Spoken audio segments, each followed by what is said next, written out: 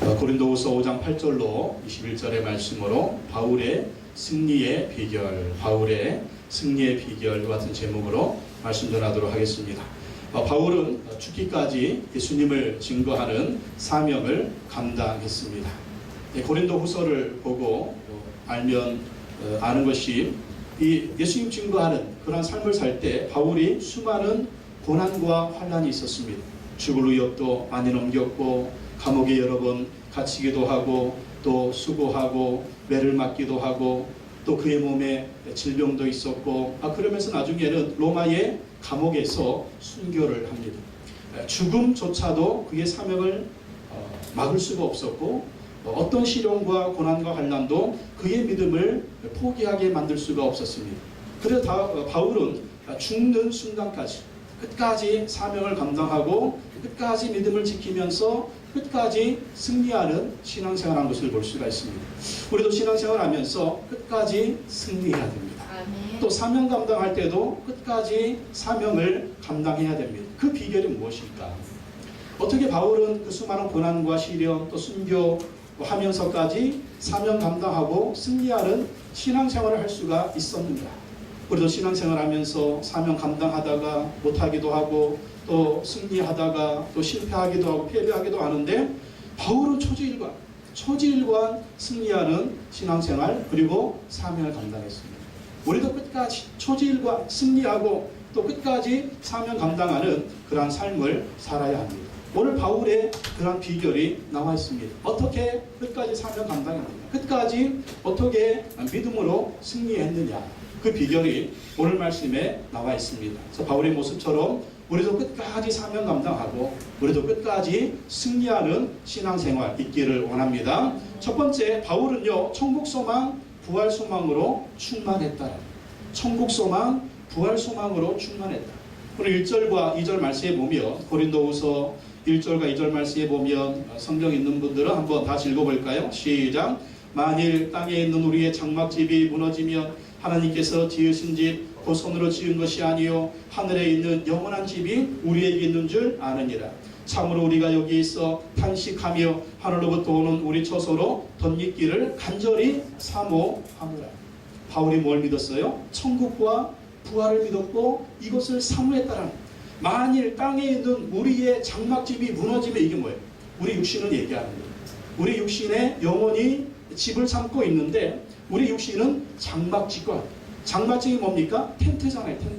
텐트는 쳤다가 걷었다가 쳤다가 걷었다 하는데 너무나 약한 것이 장막집입니다. 그러니까 우리의 육신도 이와 마찬가지라. 우리의 영혼이 우리의 육신을 장막집을 살고 있는데 그걸 언제 살고 있다? 잠시 오래도 아니고 잠시 머물고 있다는 것입니다. 근데 우리가 죽으면 어떻게 된다? 하나님께서 지으신 집, 그 천국이 있다라는. 장막집은 순간인데 하나님이 지으신 집 천국은 영원하다. 그래서 바울은 2절에 참으로 우리가 여기 있어 탄식하며 뭘 탄식합니까? 여러분 세상 살아가면서 탄식해요? 탄식 안 해요? 탄식하죠. 왜 탄식해요? 이놈의 육신 왜 이렇게 질병이 들고 병이 들고 또 이놈의 세상 탄식하잖아요. 예? 나도 이 육신의 질병 때문에 연약한 것 때문에 얼마나 탄식하면서 믿음 있는 사람은 빨리 죽어야지, 믿음 있는 사람은 빨리 죽어 천국 가야지 이런 탄식하잖아요. 왜? 너무나 육신이 연약하니까. 또 우리가 사는 세상도 너무나 힘들고 어려우니까 막 탄식하잖아요. 빨리 세상 떠났으면 좋겠다. 믿음 있는 사람 얘기. 믿음이 없는 사람은 막 주구장창 세상 살고 싶어 하는데 막 탄식할 일이 얼마나 많아요. 나도 약하고 육신의 질병도 있고 인생의 문제도 너무나 많고 하니까 너무나 인생은 문제가 많아. 근데 그게 인생이라는 거예요. 인생 사는 사람 탄식해요. 근데 탄식으로 끝나면 안 된다. 뭘 사모해라? 하늘로부터 오는 우리의 처소 덧입기를 간절히 사모해야 돼. 세상살이 탄식하면서 천국을 사모하고 부활을 사모해야 돼. 바울도 이 탄식이 멈추지 않았다라는 거예요. 힘든 어려운 고난과 시련과 복음 증거하는 그런 삶을 살면서 얼마나 많은 고난과 시련들이 있습니다. 이게 육신의 탄식이에요. 고난의 탄식이에요. 환난의 탄식이에요. 그러면서 하늘로부터 우리의 처소 천국을 덧입기를 간절히 사모했다. 왜? 천국과 부활이요 이 죽음의 생명을 삼켜버립니다. 이 또 천국과 부활이 우리 연약한 육신을 또 천국과 부활은 온전한 생명으로 만드니까 탄식하면서 그것을 바라보고 사모했다라는 것입니다. 천국 소망, 부활 소망으로 바울은 무장했고 이것으로 충만했습니다. 그래서 끝까지 사명 감당했고 주신 사명 감당하면서 믿음으로 승리했다라는 것입니다. 순교하는 사람들 보면 어떻게 이렇게 순교하지? 고난받는 분들 뭐 어떻게 고난도 이기고 이렇게 승리할 수가 있는가? 그 비결은요 천국과 부활입니다. 여러분 믿으십시오. 천국 있는 거 믿으시기 바랍니다. 여러분 믿으십시오. 부활이 있는 거 믿으시기 바랍니다. 이게 예수님의 약속이잖아요. 요한복음 14장 1절 3절에 보면 너희는 마음에 근심하지 말라. 하나님을 믿으니 또 나를 믿으라. 내 아버지 집에 거할 곳이 많도다. 그렇지 않으면 너희에게 일렀으리라. 내가 너희를 위해 거처를 예비하러 가노니 가서 너희를 위해 거처를 예비하면 내가 다시 와서 너희를 내게로 영접하여 나 있는 곳에 너희도 있게 하리라. 예수님이 천국에 올라가시면서 우리를 위해서 거처를 준비하러 갔습니다. 거처를 준비하면 예수님이 다시 오셔서 우리를 천국으로 인도해 주신다라는 것입니다. 그것이 예수님의 약속입니다. 바울은 어떻게 이 천국 소망, 부활 소망이 충만했느냐? 바울은요 천국을 보고 왔어요. 천국을 보고 왔습니다. 고린도후서 12장 3절로 4절 말씀에 보면 내가 이런 사람을 아노니 그가 몸 안에 있었는지 몸 밖에 있었는지 나는 모르거니와 하나님은 아시느니라. 자기 얘기하는 거예요. 그가 낙원으로 이끌려가서 말로 표현할 수 없는 말을 들었으니 사람이 가히 이르지 못할 말이로다. 바울이요 낙원으로 이끌려갔다. 낙원에. 이 낙원에 가서 낙원이나 천국이나 같은 곳으로 보면 됩니다. 낙원에 가서 천국 가서 그 모습 보니까 너무나 좋은 것입니다. 천국과 세상 비교할 수 있습니까? 이 낙원과 세상 비교할 수 있습니까? 비교할 수가 없는 거예요. 그거 보기만 하면 미치는 거예요. 예? 그거 그냥 더 좋은 거 보면 우리가 여러분 보십시오. 단칸방에 살다가 100평 집에 산다. 여러분 어디서 살고 싶어요? 당연히 100평 집이죠. 단칸방이 좋다고 막 단칸방이 좋다고 그렇게 살았는데 딱 보면 100평의 집이 있어. 너무 좋죠. 그러면 단칸방 생각 안 나는 거예요. 100평 집이 좋죠. 영국에서 사역하다가 이 순복음 수지교회 와서 부목사로 왔는데 이제 제가 왔다고 성도인 이 담임 목사님이 교육자들하고 제주도로 여행 갔어요. 제주도로 여행 갔는데 한 목사님이 제주도 여행 처음 왔는지 제주도 볼 때마다 우와를 하는 거예요. 우와 막 너무너무 좋다는 그 제주도가. 근데 저는 그걸 보면서 그냥 차 타자마자 항상 잤어요. 뭐 유채꽃밭이 있더라. 유채꽃밭이 있는데 유채꽃밭이 한 100평 되는 것 같아요. 100평. 그거 우와 하면 또 사진 찍고 있는 거예요. 근데 저는 그거 보면서 막 그냥 성이 안 차는. 왜? 영국에 살다 왔어. 영국도 섬나라잖아요. 그러니까 영국이나 제주도나 비슷한 게 많더라고요. 근데 영국을 보면 그 나무와 또 잔디와 이런 펼쳐져 있는 그 대지가요 엄청납니다. 유채꽃 100평. 기차 타고 30분 가면 그게 다 유채밭이야. 기차 타고 30분 가면 유채밭이라니까. 캠브리지에 살았는데 캠브리지의 유채밭이요 끝이 한 거예요. 너무나 좋은 곳을 보고 왔기 때문에 이 제주도가 너무나 시시하게 보는 거예요. 그럼 천국은 이와 같아요. 우리가 이 세상 살면서 뭐 세상살이 뭐 좋은 것 같죠? 천국 한번 살짝 보면 세상은 아무것도 아니라는 거예요. 천국이 그렇게 좋으니까 바울은 이 천국 소망, 부활 소망을 가지고 이 믿음의 삶, 사명 감당하는 삶을 살았다라는 것입니다. 하나님은 또 천국과 부활의 보증으로 우리에게 성령님을 보내주셨어요. 5절 말씀에 보면 곧 이것을 우리에게 이루게 하시고 보증으로 성령을 우리에게 주신 이는 하나님이시니라. 하나님 우리에게 성령을 보내주셨는데 무엇의 보증이냐? 천국의 보증이고 부활의 보증이고. 그래서 성령님 우리 안에 오시면 어떤 역사가 이루어집니까? 예수님이 믿어지죠. 예수님 믿으면 뭘 믿어져요? 천국이 믿어지고 부활이 믿어지잖아요. 그래서 이것이 성령의 능력으로 충만하게 되는 것입니다. 그러니까 성령 충만하면 예수님 잘 믿고 성령 충만하면 천국 소망, 부활 소망이 충만한 거예요. 그런데 성령 충만하지 않고 성령의 충만이 가면이 어떻습니까? 천국 소망, 부활 소망이 흐려지는 거예요. 옅어지는 것입니다. 옅어져서 그래서 우리가 천국 소망, 부활 소망으로 충만하려면 하나님이 우리 안에 보내주신 성령으로 충만해야 됩니다. 또 이 천국의 소망과 부활 소망이요 능력이 되는 거예요. 여러분 세상을 살아가면서 가장 힘이 없는 사람이 누군지 아십니까? 소망이 없는 사람. 소망이 없는 사람. 항상 절망 가운데 사람. 희망이 없어. 미래가 없어. 소망이 없어. 이런 사람들은요 새파랗게 젊어도 이 사람들은 무기력하게 죽어나가는 거예요. 자살하는 것입니다. 그러나 희망이 있는 사람, 소망이 있는 사람, 이런 사람들은 어려움도 견디고 시련도 견디고 고난도 견디고. 근데 세상 소망은 끝이 있잖아요. 이 영원한 소망 가져야 되는데 그 영원한 소망이 무엇이다? 천국 소망, 부활 소망입니다. 세상 거 다 없어지지만, 세상 거 놓고 다 갈 것이지만 천국 소망과 부활 소망은 영원하기 때문에 그것을 사모하는 자는 이 세상에서도 승리하는 삶을 살 수가 있다는 것입니다. 고생해도 내가 한 10년만 고생하면 정말 좋은 것이 있다. 내가 정말 10년만 고생하면 좋은 집에 좋은 차를 타고 살 수가 있다라고 하면 10년 견딥니다. 어떤 사람들이 그랬어요. 감옥 1년만 갔다 오면 3억 원 줄게. 감옥 1년만 갔다 오면 3억 원 줄게. 100명한테 물어봤어요. 몇 명 간다고 그럴까요? 다 간다고 그랬대요. 1년만 갔다 오면 3억이 생기는데 다 간다고 그랬대요. 다 간다고 그랬대요. 여러분, 우리가 정말 몇 년만 견디면 영원 무궁한 천국이 있는데, 우리가 몇 년만 견디면 영원 무궁한 부활이 있는데, 우리가 몇 년만 견디면 신천신지 새하늘에 영원한 천국이 있는데 이거 못 견디겠어요. 이 영원한 천국과 부활의 소망을 바라보고 사도 바울이 고난도 견디고 시련도 견디고 믿음을 지키면서 사명을 감당했다는 것입니다. 그래서 바울은요, 이 천국 소망, 부활 소망을 가졌는데 또 문제가 있습니다. 천국 가면 상급이 있어야죠. 상급. 예. 여러분, 우리가 구원받는 거는요, 예수님 믿으면 누구든지 구원받습니다. 근데 상급은 달라요. 상급은 누구한테 있느냐? 주님을 위해서 헌신한 자, 사명 감당한 자, 하나님의 영광을 산 자, 그런 자들에게 상급이 있는 거예요. 바울은 천국 소망, 부활 소망에 충만했을 뿐만 아니라 그 천국에서 받을 상급받기도 원했다는 것입니다. 그래서 바울은 열심히 사명을 감당했다. 8절로 10절 말씀 보십시오. 8절 말씀에 보면 우리가 담대하여 원하는 바는 차라리 몸을 떠나 주와 함께 있는 그것이라. 왜? 천국이 너무 좋으니까. 천국이 너무 좋으니까 그냥 빨리 몸을 떠나서 주님과 함께 있는 것이 우리의 소원이다. 9절. 그런즉 우리는 몸으로 있든지 떠나든지 주를 기쁘시게 하는 자가 되기를 힘쓰노라. 왜 이렇게 힘쓸까요? 이 땅에 있든지 이 땅을 떠나든지 주님을 기쁘시게 하기를 원한다. 왜 그럴까요? 10절. 우리가 다 반드시 그리스도의 심판대 앞에 나타나게 되어 각각 선악간에 그 몸으로 행한 것을 따라 받으려 합니다. 어디에 쓴다? 그리스도의 심판대 앞에 쓴다.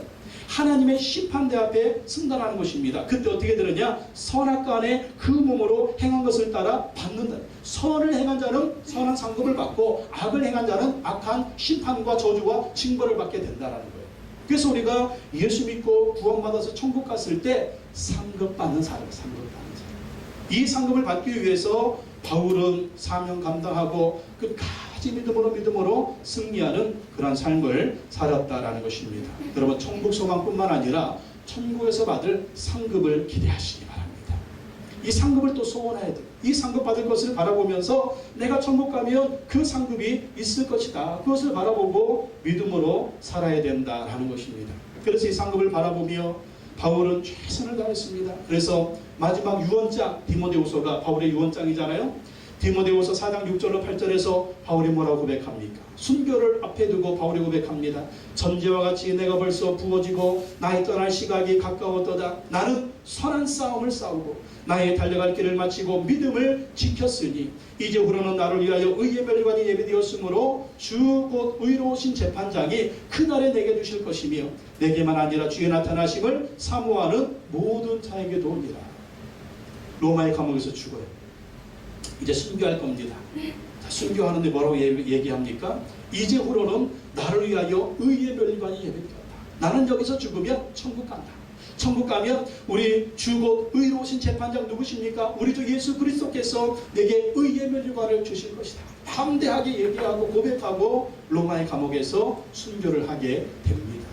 바울은 이 천국을 바라보고 부활을 바라보고 상급을 바라보고 초지일과 끝까지 사명 감당하고 믿음을 지켰다라는 것입니다. 우리도 승리하는 신앙생활 그리고 끝까지 사명 감당하는 신앙생활을 하기 위해서는 성령 충만해서 천국 소망, 부활 소망이 충만해질 줄로 믿습니다. 그리고 천국에서 받을 상급을 기대하시기 바랍니다.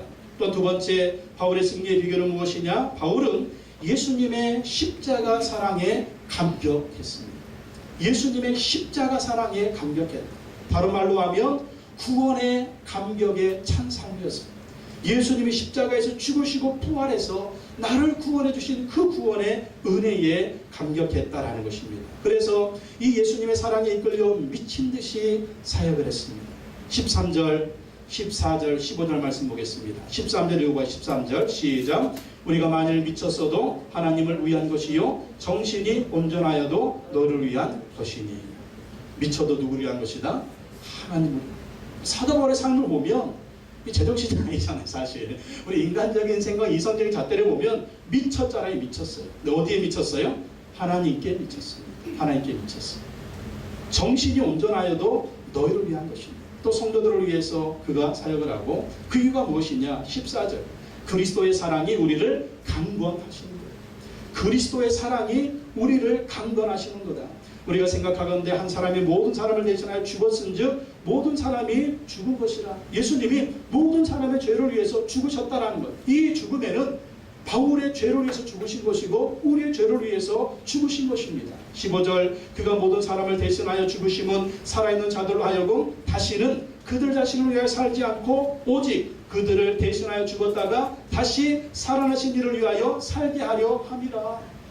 예수님이 우리의 죄를 위해서 죽으시고 부활하신 이유가 무엇이냐? 이제는 우리 자신을 위해서 살지 말고 누구를 위해서? 예수 그리스도를 위하여, 예수 그리스도의 영광을 위하여 살라라고 우리를 구원해 주셨다는 거예요. 그렇기 때문에 우리는 어떻게 살아야 된다? 십자가의 사랑에 감격하여, 예수님의 사랑에 감격하여, 구원의 은혜에 감격하여, 이제는 주님을 위하여, 주님을 위하여 살아야 된다는 것입니다. 왜? 죄인 괴수잖아요. 여러분 자신이 죄인 괴수인 거 믿으십니까? 아멘 안 하시면 천국 못 가. 왜? 내가 의로운데 예수님 필요 없거든요. 내가 의로운데 예수님 필요가 없어. 내가 의로운데. 근데 죄인이 아무리 의롭다고 해도 죄인일 수밖에 없어요. 사도 바울이 뭐라고 얘기합니까? 나는 죄인 중에 괴수다. 나는 죄인 중에 괴수다. 정말 죄인 중에 괴수죠. 왜 그렇습니까? 예수님을 핍박하던 자였습니다. 예수 믿는 사람들을 잡아서 감옥에 쳐넣었던 사람이었어요. 스데반 집사님이 순교할 때 그 가편 투표를 하고 스데반 집사님의 옷을 맡았던 자가 사도 바울이에요. 예수님이 죽여도 마땅합니다. 예수님이 죽여서 지옥에 보내도 마땅합니다. 그런데 다메섹으로 예수 믿는 사람들을 체포하러 갈 때 예수님께서 나타나셨어요. 광채와 같이 나타나서 하시는 말씀이 네가 왜 나를 핍박하느냐? 주여 누구십니까? 나는 네가 핍박하는 나사렛 예수라. 거기서 예수님이 만나서 사도 바울을 죽이지 않으시고 심판하지 않으시고 그를 만나서 변화서 그를 뭘 주십니까? 사명 주시잖아요. 너는 가서 이방인들에게 복음을 전하라. 너는 이제 예수 그리스도를 전하. 너는 나를 증거하라. 그러면서 바울에게 사명을 주셨습니다. 핍박자에게, 회방자에게, 죄인 괴수에게 예수님이 나타나셔서 그런 은혜를 베풀어 주십니다. 그 예수님의 사랑, 용서해 주신 사랑, 구원해 주신 사람, 그 은혜에 감격하고 감사해서 예수 그리스도를 증거했다라는 것입니다. 그래 디모데후서 1장 12절로 14절에 보면 고백합니다. 나를 능하게 하신 그리스도 예수 우리 주께 내가 감사함은 나를 충성되이 여겨 내게 직분을 맡기심이니 내가 전에는 비방자요 박해자요 폭행자였으나 도리어 구원을 입은 것은 내가 믿지 아니할 때에 알지 못하고 행하였습니다. 우리 주의 은혜가 그리스도 예수 안에 있는 믿음과 사랑과 함께 넘치도록 풍성하였도다. 예수 그리스도의 은혜가 예수 그리스도 안에 믿음과 사랑과 함께 넘치도록 풍성했다라는, 이 넘치는 예수 그리스도의 사랑 때문에 자기가 용서받고 사명받아 예수 그리스도를 증거하게 되었다라는 것입니다. 그래서 사도행전 20장 24절을 고백합니다. 나의 달려갈 길과 주 예수께 받은 사명 곧 하나님의 은혜의 복음을 증언하는 일을 마치려 하면은 나의 생명조차 조금 더 귀한 것으로 여기지 아니하노라. 주께서 주신 사명, 이것을 위해서 목숨 걸고 사명을 감당했다라는 것입니다. 무엇입니까? 예수 그리스도의 십자가의 사랑입니다. 구원의 은혜입니다. 이것은 너무 감격해서 지옥 가야 되는데, 저주받아야 되는데, 심판받아야 되는데 구원해 주시고 용서해 주시고 사명 주셨으니 이 사랑에 감격해서 사명을 감당했다라는 것입니다. 우리도 사명 감당하고 끝까지 승리하는 신앙생활을 하려면 예수님의 사랑에 감격해야 됩니다. 십자가의 사랑에 감격해야 됩니다. 여러분 가만히 생각해 보십시오. 내가 지옥 갈 인간인가 천국 갈 인간인가? 지옥 갈 인간이잖아요. 하루도 12번씩 마음으로 얼마나 범죄합니까? 우리 행위의 범죄뿐만 아니라 성경은 뭘 얘기해요? 마음의 범죄까지 얘기하죠. 양심의 범죄까지 얘기하잖아요. 생각하는 거, 말하는 거, 행동하는 거, 저주들은 생각, 저주들은 말, 저주스러운 행동이 얼마나 많이 나옵니까? 하나님의 영광을 쫙 비춰봤을 때 나는 죄인 중에 괴수인 거예요. 나는 깨끗합니다. 깨끗하기는 뭐가 깨끗해요? 여러분 여기가 지금 깨끗한 것 같습니까? 어두우니까 깨끗한 것 같죠. 아침에 여러분 햇살이 딱 비칠 때 거실에 그냥 확 그냥 넘쳐있는 그 여러분 먼지 보십니까? 그게 안 보이니까 사는 거지. 하루 종일 그 먼지가 보인다면 우리는 못 살 거예요. 마찬가지입니다. 내가 죄인 중에 개수가 아니라고요? 예수 그리스도의 영광의 빛이 쫙 비춰보십시오. 내 안에 이 죄의 벌레들이 얼마나 우글거리고 있는지, 죄의 바퀴벌레들이 얼마나 우글거리고 있는지, 이 죄의 진드기들이 얼마나 우글거리고 있는지 나는 저 지옥불에 들어가서 태워버려야 돼. 그 예수 그리스도의 빛이 비치면 나는 죄인 중에 괴수입니다. 얘기할 수밖에 없는 거예요. 근데 죄인 중에 괴수가 죽어야 되는데, 십자가의 저주와 심판을 받아야 되는데, 이 죄인 중에 괴수인 나를 위해서 예수님의 모든 죄짐을 짊어지시고 십자가에 죽어 주셨다니, 그래서 나를 구원해 주셨다니, 그래서 나를 하나님의 자녀 삼아 주셨다니, 그래서 나를 천국 백성 만들어 주셨다니, 그래서 나에게 부활의 소망을 주셨다니, 나에게 성령을 보내주셨다니, 나를 정말 하나님의 자녀로 만들어 주셨다니, 이거 감격하지 않을 수가 없습니다. 이 감격으로, 이 구원의 은혜로 우리가 주님께 감사하고 주신 사명 감당하고 평생에 이 감격 속에서 믿음을 지키고 승리하는 신앙생활을 해야 된다는 것입니다. 여러분 사명이 희미해지고 신앙생활이 희미해질 때 문제는 감격이 희미해집니다. 십자가의 감격이, 구원의 감격이, 예수 그리스도의 사랑의 감격이 희미해지면은요 힘을 잃어버려요. 그러나 이 감격으로 충만하고 이 십자가의 은혜로 충만하면 그 믿음의 삶도 마찬가지고 사명 감당의 삶도 마찬가지고 항상 힘을 잃어버리지 않는 거예요. 이상합니다. 감격이 강하면 강할수록 이상하게 힘이 생겨요. 근데 감격이 약해지면 약할수록 힘이 빠지는 거예요. 우리가 정말 이 부부지간에 살 때도 그렇잖아요. 부부지간에 살 때 힘들고 어려운 일이 있어도 부부지간의 사랑이 정말 뜨거우면 어떤 문제도 이길 수가 있어요. 근데 부부의 사랑이 정말 약해지면 그냥 모든 것이 다 문제거리라. 지지고 볶고 싸우고 그냥 3차 대전, 4차, 5차 대전, 6차 대전 막 이러잖아요. 왜? 사랑의 강도가 약해지는 마찬가지예요. 신앙생활도 마찬가지입니다. 사명 감당하는 것도 마찬가지입니다. 예수님의 십자가의 사랑, 그 감격에 항상 충만해요. 그래서 항상 기도할 때, 예배 드릴 때 예수 그리스도, 예수 그리스도, 예수 그리스도, 주님의 사랑, 주님의 사랑, 주님의 사랑 감사하고 구원의 감격, 구원의 감격, 주여 새롭게 하여 주옵소서, 새롭게 하여 주옵소서, 오늘도 새로운 은혜를 부어 주옵소서, 이렇게 기도해야 됩니다. 그러면 이 하루 살더라도 승리하고, 이 한 주간 살더라도 승리하고, 1년을 살더라도 승리하고, 이 세상 몇 년 살지 모르겠지만 주님이 부르시는 그 순간까지 승리할 수가 있는 것입니다. 또한 세 번째, 바울은요 예수님 믿고 새로운 피조물이 되었다. 새로운 피조물이 되었다. 17절 18절 말씀 한번 읽어보겠습니다. 17절 18절 시작. 그런즉 누구든지 그리스도 안에 있으면 새로운 피조물이라. 이전 것은 지나갔으니 보라 새 것이 되었도다. 모든 것이 하나님께로서 났으며 그가 그리스도로 말미암아 우리를 자기와 화목하게 하시고. 여기까지. 자, 그리스도 안에 있는 뭐가 되었다고요? 새로운 피조물이 되었다는 거예요. 예수 그리스도 밖에 있을 때는 우리가 어떤 존재였어요? 마귀의 자식이었습니다. 저주의 자식이었습니다. 지옥의 심판과 저주받을 그런 운명이었습니다. 낙심과 절망 가운데 소망 없이 살았습니다. 그런데 그리스도 안에 있을 때, 예수님 믿었을 때 우리는 새로운 피조물이 되었다. 이전 것은 지나갔으니 보라 새 것이 되었다. 새 것이.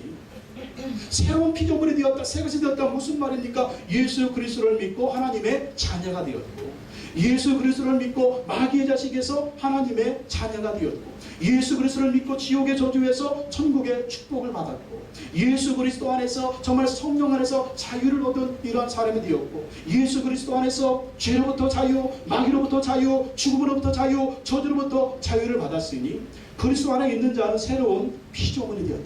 새 것이 되었다는. 그렇기 때문에 이제는 주님 주신 사명을 감당하고 이 믿음으로 승리하는 삶을 살게 되었다는 것입니다. 그래서 최고의 축복은 무엇입니까? 18절 말씀에 있는 것처럼 하나님과 화목하게 됩니다. 하나님과 화목합니다.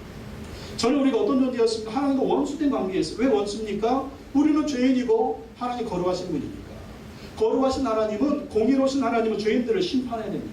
우리는 죄인이니 하나님과 원수된 관계죠. 그래서 하나님 심판을 받아서 지옥에 가야 됩니다. 그런데 그리스도 예수 안에서 우리가 새로운 피조물이 되었고, 그리스도 예수 안에서 새 것이 되었고, 그리스도 예수 안에서 우리 죄가 용서받았으니 이제는 하나님과 원수된 관계가 아니라 하나님과 화목한 관계가 되었습니다. 이제는 하나님의 자녀가 되었다라는 것입니다.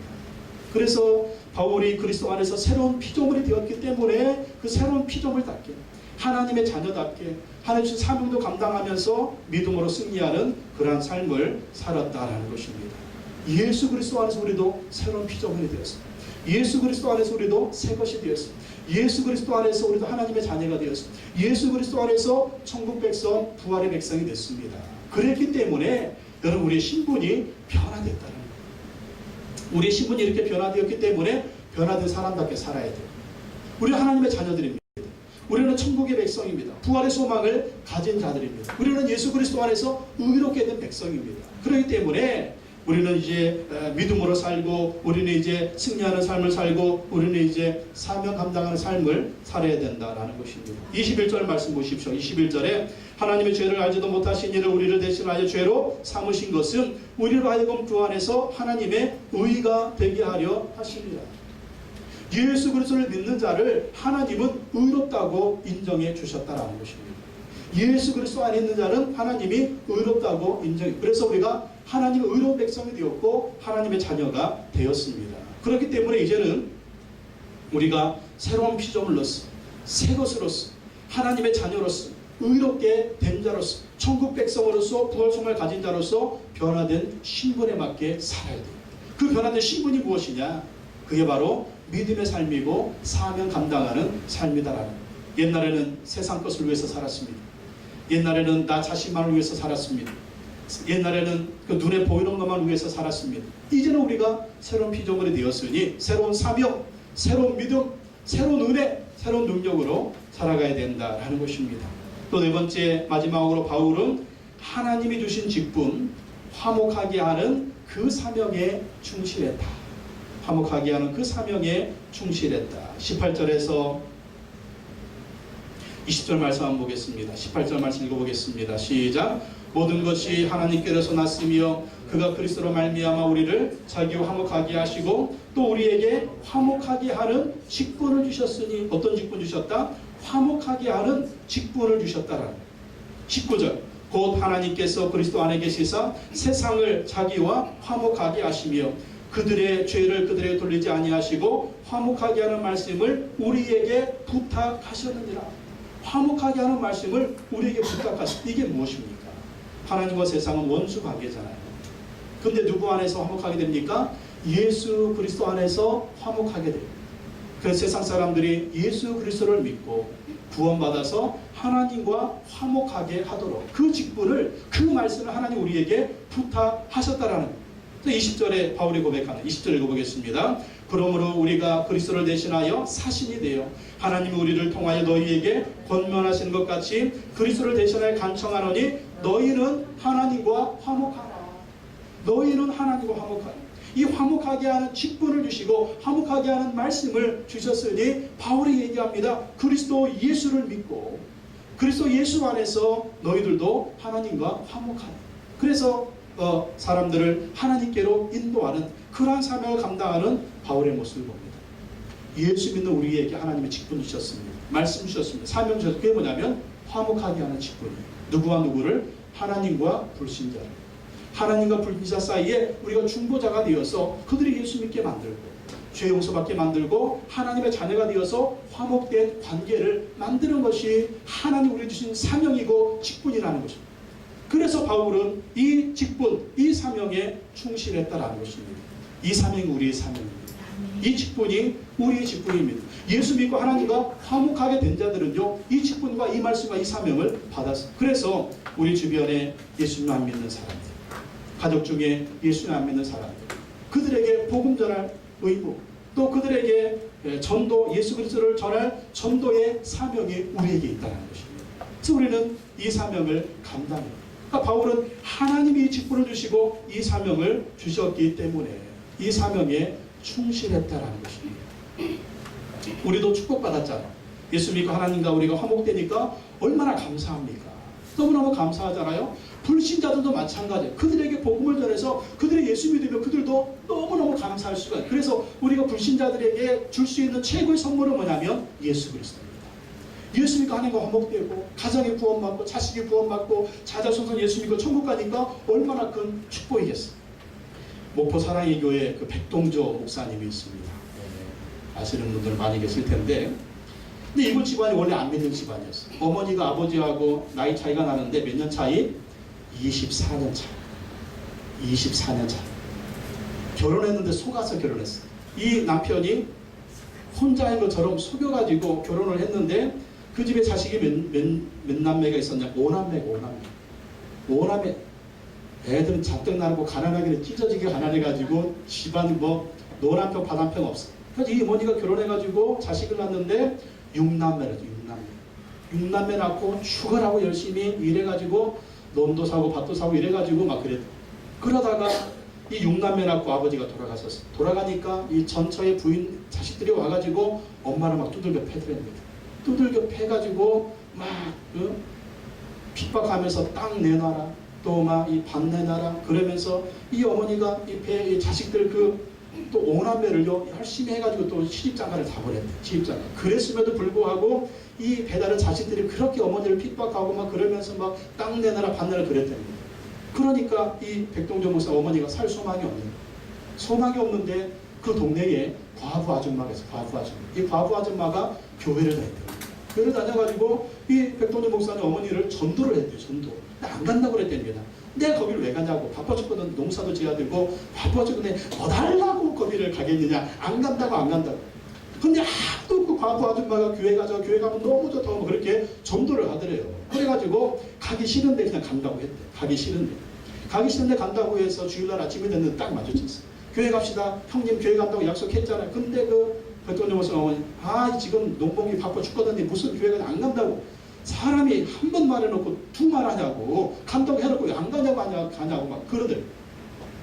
안 간다니까 가자고. 안 간다니까 가자고. 안 간다니까 왜 가자고. 그래야지 막 끌려서 교회 갔답니다. 근데 그렇게 해서 교회 갔는데 너무 좋더래. 너무 얼마나 좋은지. 세상에 아버지 품에 있는 것 같고 친정집에 온 것처럼 너무 좋았답니다. 너무 좋아가지고 또 저녁이 되니까 저녁 예배가 있더래. 그래서 저녁 예배 가자. 동생이 그랬더니 난 저녁 예배 안 가요. 난 저녁 예배 안 가버려. 그랬더니 왜 안 가버리냐고. 저녁 예배 한다고 저녁 예배 가자고. 그래서 또 저녁 예배 갔대요. 또 새벽 되니까 새벽 예배가 있더래. 그래서 동생 새벽 기도 갑시다 그랬더니 나는 새벽 기도 안 가냐. 평생이 안 가. 그랬더니 자기는 새벽 그러면서 신앙생활 하게 됐는데 너무너무 좋더랍니다. 그러면서 이 배다른 자식들이 계속 핍박하니까 이 백동조 목사님이 큰아들입니다. 큰아들이 그냥 배다른 형들 다 죽여버리자고. 다 죽여버려서 이렇게 우리 힘들게 하나 죽여버리자고. 그러니까 이 어머니가 하나님 은혜를 받아가지고 네가 만약에 그런 자식들을 죽여버리면 어떻게 되겠느냐. 그 자식들이 또 너 죽인다고 그럴 때 이거 집안에 칼이 떠나지 않는다. 용서하자. 달란 대로 주자. 그래가지고 달라는 거 논도 주고 밭도 주고 그랬답니다. 그러지 말고 네가 나중에 검사가 돼가지고 법으로 해라. 법으로 해야만이 이거 될 수가 있지. 그래가지고 그러다가 백동조 목사님이 이 아들이 목사가 된다. 목사가. 그래서 그 집안이 믿음의 집안이 되고 그래서 목사가 되고 또 이 백동조 목사님 목포 사랑에게 목포에서 있는 제일 큰 교회가 되는 그런 축복을 받았더라. 그러니까 하는 말이 우리 어머니는 우리 집안은 우리 형제들은 예수 믿어 복받았다. 절망적인 어머니인데 절망적인 집안인데 절망적인 집구석인데 예수 믿어서 이 복을 받고 목사가 되고 또 큰 목회를 하는 큰 축복을 받았으니 얼마나 큰 축복을 받은 거다. 근데 만약에 그 과부 아줌마가 전도하지 않았어요. 그 과부 아줌마가 우리 어머니를 전도하지 않았으면 우리 어머니는 평생 불쌍하게 살았고 우리 집안은 평생 저주 가운데 살았고 우리 형제들은 그냥 이 바득바득 깔면서 저런 배달한 식구들 죽여버려 그러고 살았죠. 근데 예수 믿고 나서 그런 은혜와 축복을 받았으니 얼마나 큰 축복 받았냐. 그러니까 이게 뭡니까? 예수 믿으면 이런 큰 은혜가 있는 거예요. 그래서 여러분 주변에 우리도 예수 믿고 하나님의 은혜와 축복 받았으니 우리도 우리 주변에 예수 안 믿는 형제 자매들이 있다면 그들에게 복음을 전해요. 이것이 하나님이 우리에게 주신 직분이고 사명이라는 것입니다. 이 사명을 잘 감당해서 하나님의 은혜와 축복을 누리는 저와 여러분 되시기를 예수님의 이름으로 축원합니다. 하나님 아버지 감사합니다. 사도 바울처럼 우리도 믿음으로 승리하게 하시고 끝까지 사명을 감당하며 승리하는 삶이 되게 하여 주시옵소서. 바울처럼 천국 소망 부활 소망으로 충만하게 해 주시옵소서. 예수님의 십자가 사랑에 감격하게 하여 주시옵소서. 예수님 믿고 새로운 피조물이 되었사오니 새로운 피조물답게 살게 하여 주시옵소서. 또 하나님 주신 직분 화목하게 하는 이 직분과 사명 주셨사오니 이 직분과 사명에 충실하며 또 사명을 잘 감당하여 하나님께 얻을 수 있는 우리의 모습이 되게 하여 주시옵소서. 우리가 하나님과 화목된 관계가 되었습니다. 우리 가족 중에 이웃 중에 이 땅 가운데 또 하나님과 아직 원수된 관계에 있는 분들이 많습니다. 그들에게 예수님 증거하고 복음을 전하여 하나님과 화목하게 하시고 하나님이 예비하신 복을 받아 누릴 수 있는 그 은혜를 줄 수 있는 그 축복을 줄 수 있는 우리가 되게 하여 주시옵소서. 예수님의 이름으로 기도하고 나이다. 아멘.